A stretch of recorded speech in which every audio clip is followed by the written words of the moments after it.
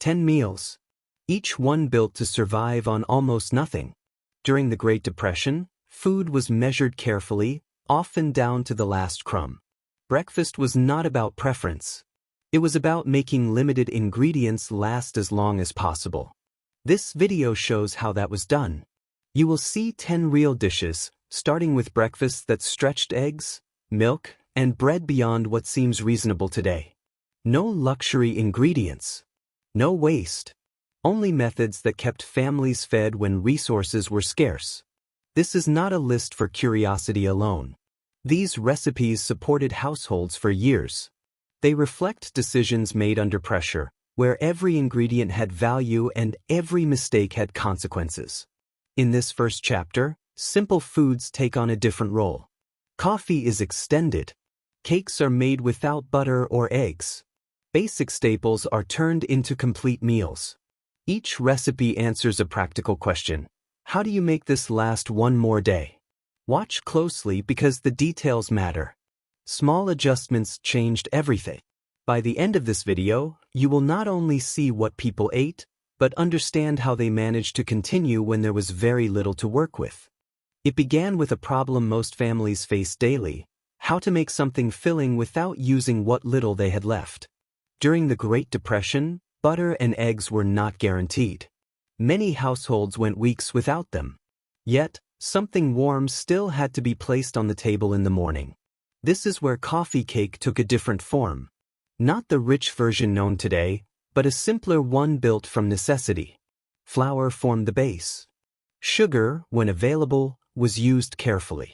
And instead of buttermilk, people created their own by adding a small amount of vinegar to regular milk.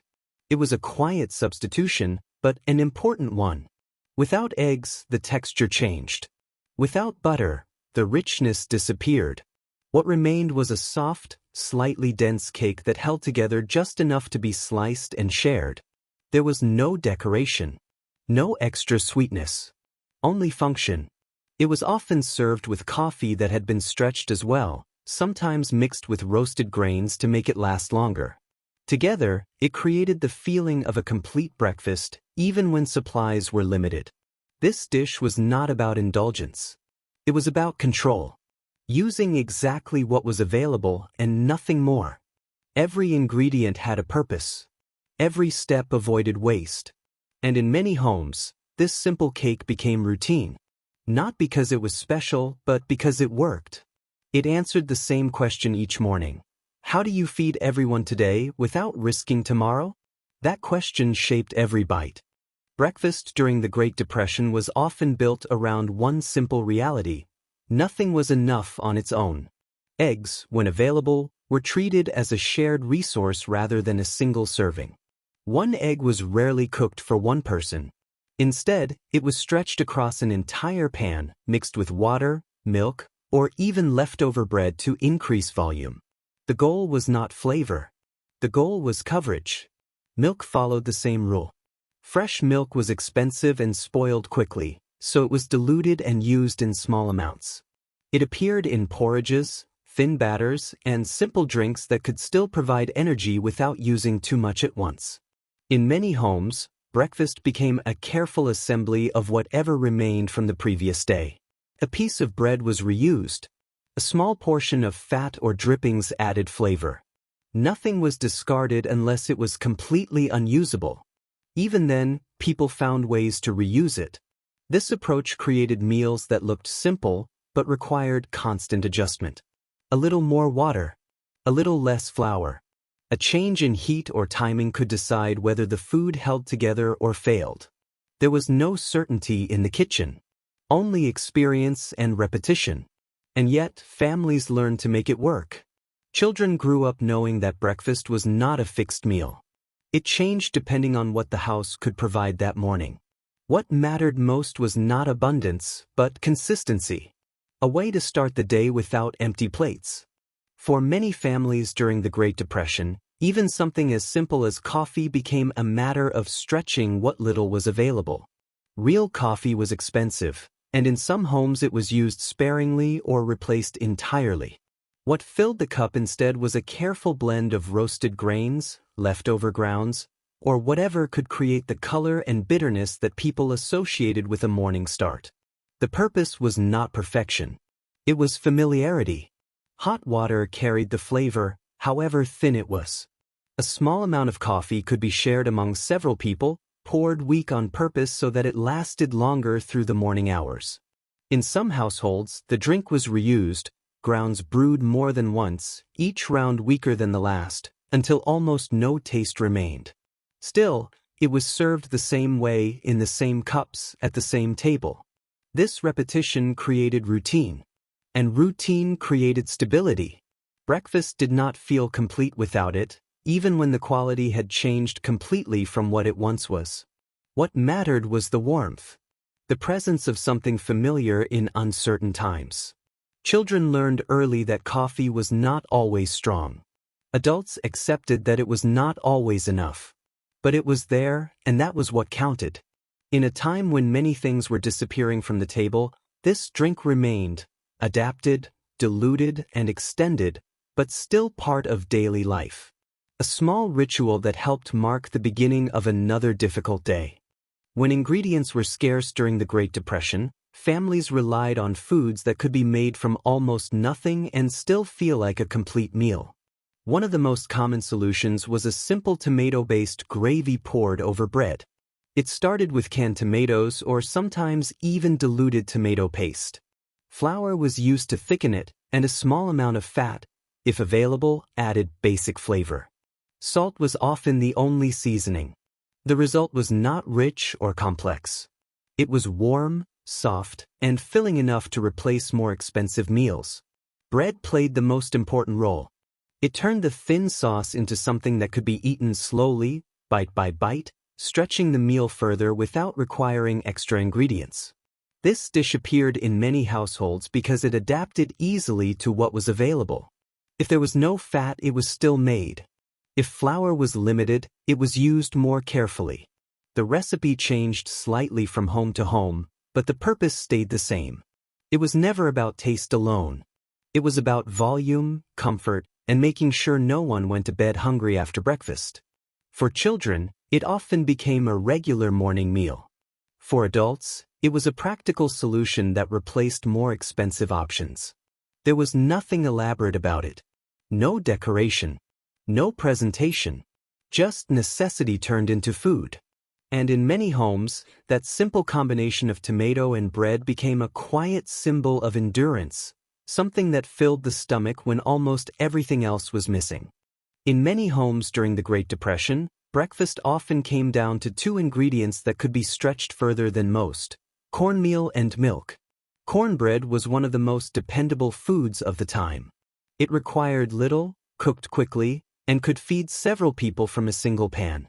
The texture was simple, slightly dense, and filling enough to carry a person through the morning. But the real adjustment came in how it was eaten.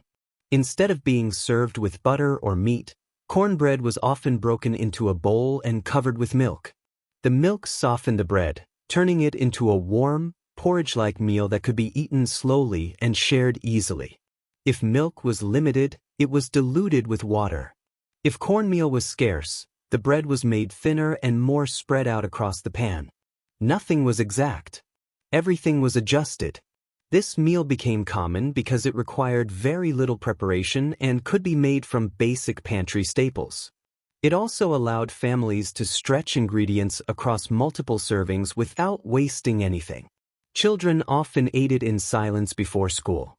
Adults relied on it when there was not enough time or food for anything more complex. It was not a luxury breakfast. It was a practical one. Yet it carried a sense of stability.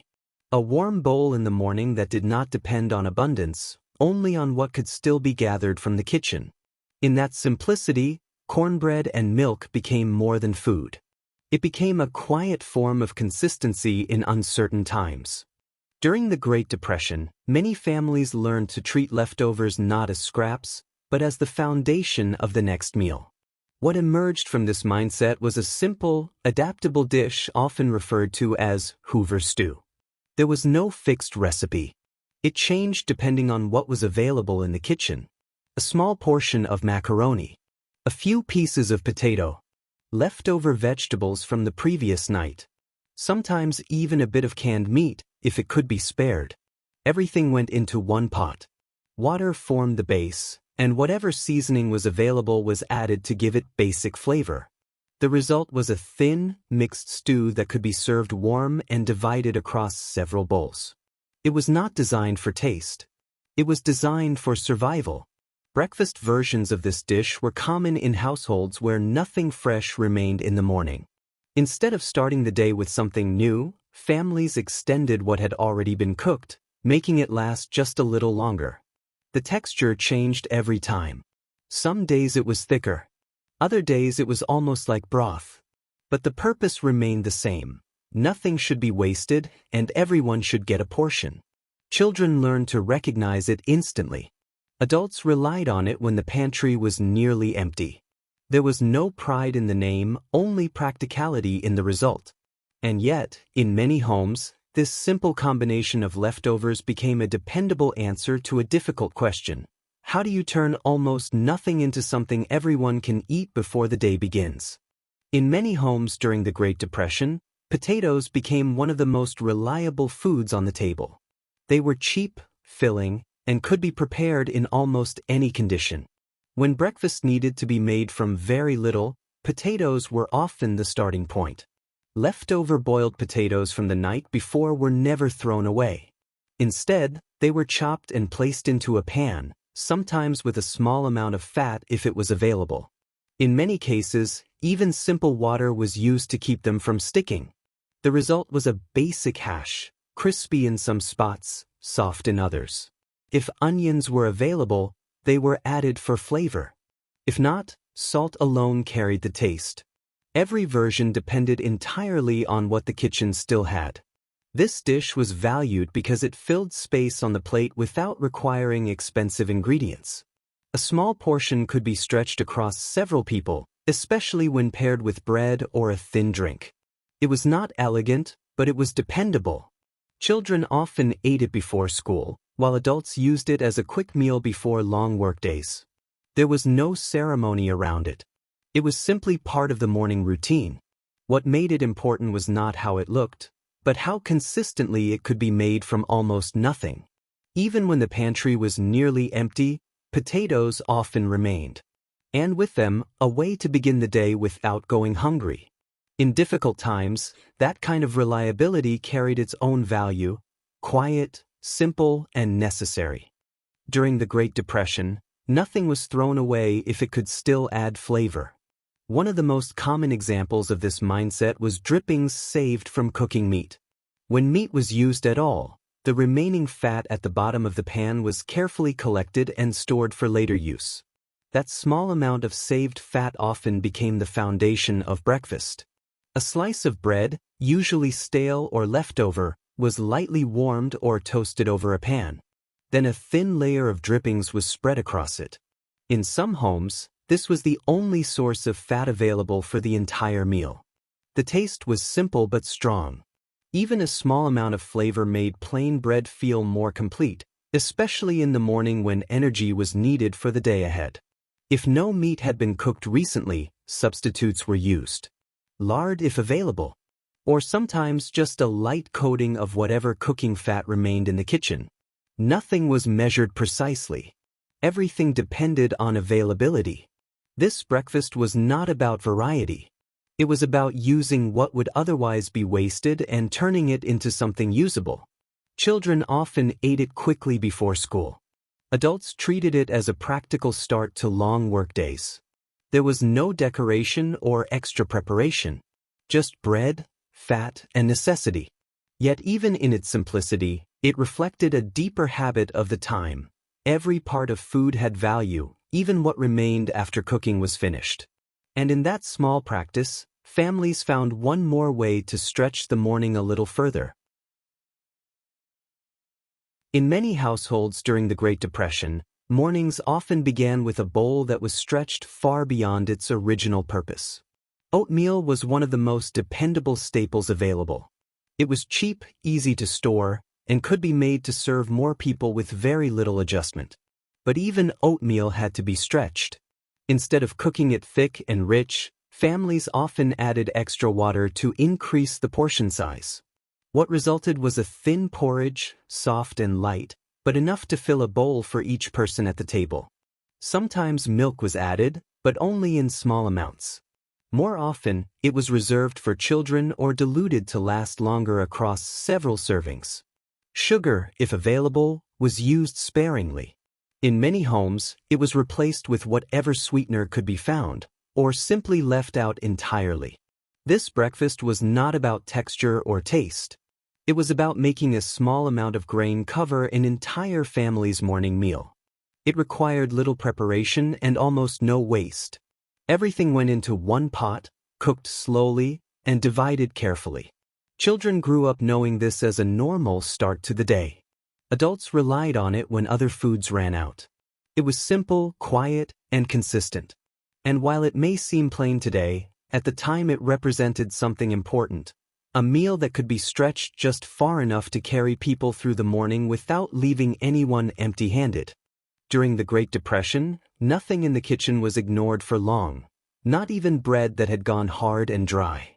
Stale bread was not waste. It was opportunity. Instead of being thrown away, it was brought back to life with heat and a small amount of fat, if available. Slices were placed in a pan and lightly fried until the surface became crisp again. In some homes, a bit of water was added first to soften the bread before frying. In others, it was simply toasted over a fire or stove until it regained warmth and texture. If any seasoning existed, it was used sparingly.